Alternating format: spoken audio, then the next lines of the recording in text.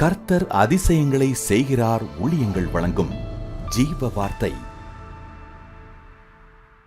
இந்த நாளிலும் கர்த்தருடைய ஊழியக்காரன் ஜீவ வார்த்தை மூலம் உங்களை சந்திப்பதில் பெருமகிழ்ச்சி அடைகிறேன். ஆண்டவருடைய வார்த்தை ஜீவன் உள்ளது. இன்றைக்கு நீங்கள் கேட்கப் போகிற வசனம் உங்களோடு பேசும். அந்த வார்த்தை உங்களோடு பேசும். கர்த்தர் அற்புதங்களை செய்வார். நம்புவீங்களா? விசுவாசிப்பீங்களா? சோர்ந்து போகாதீங்க. எல்லாவற்றையும் கர்த்தர் பார்த்து கொள்வார்.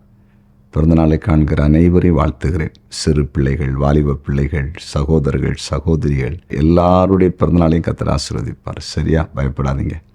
திருமண நாளை காண்கிற அத்தனை குடும்பத்தை வாழ்த்துகிறேன். உங்களையும் ஆசீர்வதிப்பார். இன்றைய ஜீவார்த்தைக்கான வசனத்தை கேட்போமா? 1 நாளாகமும் 28வது அதிகாரம் 10வது வசனம். 1 நாளாகமும் 28:10. இப்போதும் எச்சரிக்கையாயிரு. பரிசுத்த ஸ்தலமாக ஒரு ஆலயத்தை கட்டுவதற்காக கர்த்தர் உன்னை தெரிந்து கொண்டார். நீ திறன் கொண்டு நடப்பி என்று சொன்னான். அதாவது ஒரு ஆலயத்தை கட்டுவதற்கு கர்த்தர் உன்னை தெரிந்து கொண்டார். இன்றைய ஜீவார்த்தையின் தலைப்பு உங்களை தெரிந்து கொண்டார். உங்களை தெரிந்து கொண்டார். பாருங்க, சாலமோனை ஆண்டவருக்கு தெரிந்து கொண்டாராம். கர்த்தருடைய ஆலயத்தை கட்டுவதற்காய் தெரிந்து கொண்டார். ஆண்டவரே அந்த மனுஷனை தெரிந்து கொண்டார். அதனால தான் அந்த சாலமோன் வழியாக ஆண்டவர் கூட இருந்து எல்லா காரியத்தை அனுகூலமாக்கி அந்த ஆலயத்தை கட்டி முடித்து பிரதிஷ்டை பண்ணுவதற்கு உதவி செய்தார். அப்போ பாருங்கள், ஒவ்வொருவரையும் ஆண்டவர் ஒவ்வொரு காரியத்துக்காய் தெரிந்து கொள்ளுகிறார். உங்களையும் ஒரு காரியத்தை கண்டிப்பாக தெரிந்து கொண்டிருக்கிறது. உங்களுக்கு தெரியாது. சில ஆலயம் கட்டுவதற்காக இருக்கலாம், ஒரு ஊழியத்தை கட்டுவதற்காக இருக்கலாம், ஒரு சபையை கட்டுவதற்காக இருக்கலாம், ஒரு பிஸ்னஸை கட்டுவதற்கு இருக்கலாம், ஒரு ஸ்தாபனத்தை கட்டுவதற்கு இருக்கலாம். புரியுதா உங்களுக்கு? அதுக்கு உங்களை தெரிஞ்சு கொண்டு இருக்கிறாரு. நீங்கள் நினைக்கலாம், ஏன் இந்த உலகத்தில் வாழணும், என்னால் எந்த பிரயோஜனம் யாருக்கும் இல்லையே அப்படின்னு நீங்கள் நினச்சிட்டு இருக்கலாம். உங்கள்கிட்ட ஆண்டவர் பேசிகிட்டு இருக்கார். ஏதோ ஒரு ஸ்பெஷல் காரியத்தை, ஒரு முக்கியமான காரியத்தை நீங்கள் தேசத்தில் செய்வதற்கு கர்த்தர் சாலமோனை தெரிந்து கொண்டதை போல தெரிந்து கொண்டிருக்கிறார். அந்த அற்புதத்தை நீங்கள் பார்க்க போகிறீங்க. சொல்ல அற்பமாக உங்களை எல்லாரும் இன்றைக்கி நினச்சிருக்கலாம். உங்களை ஒதுக்கி தள்ளி இருக்கலாம். இனி இவன் உருப்பட மாட்டான் அப்படின்னு சொல்லிட்டு உங்களை புறம்பாக்கி இருக்கலாம். ஆனால் எழுதி வைத்து கொள்ளுங்கள், இனி கர்த்தர் தெரிந்து கொண்ட நோக்கத்தை நிறைவேற்றுவதை நீங்கள் பார்ப்பீங்க. அதனால் உங்களை சுற்றி இருக்கிற ஜனம் உங்களை ஆச்சரியமாக பார்க்க போகிறாங்க.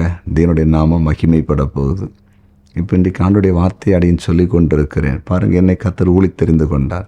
நான் ஏதோ ஊழி செய்கிற ஒரு பாரம்பரியமான அப்படிப்பட்ட ஒரு குடும்பத்தில் பிறந்தோம் அல்ல. எங்கள் குடும்பத்தில் எனக்கு முன்பாக யாரும் கர்த்தருக்கு ஊழியம் செய்ததில்லை. என் குடும்பத்தில் அதுக்கு முன்னாடி யாரும் ரட்சிக்கப்படலை. முதல்ல என்ன தான் கர்த்தர் ரட்சித்து ஊழித்து கலைத்தார். பாருங்கள், எவ்வளோ பெரிய தேவன் என்னோடு கூட இருந்து ஊழியத்தை நடப்பிக்கிற ஆண்டவர், ஊழித்து செய்ய கிரியை செய்கிற ஆண்டவர் உங்கள் வாழ்க்கையில் அற்புதம் செய்ய மாட்டாரா? என்னை ஊழி தெரிந்து கொண்ட ஆண்டவர் உங்களை தெரிந்து கொள்ள மாட்டாரா? ஒரு முக்கியமான காரியத்தை உங்களை தெரிந்து கொண்டிருக்கிறார். அதை பார்க்க போகிறீங்க, அனுபவிக்க போகிறீங்க.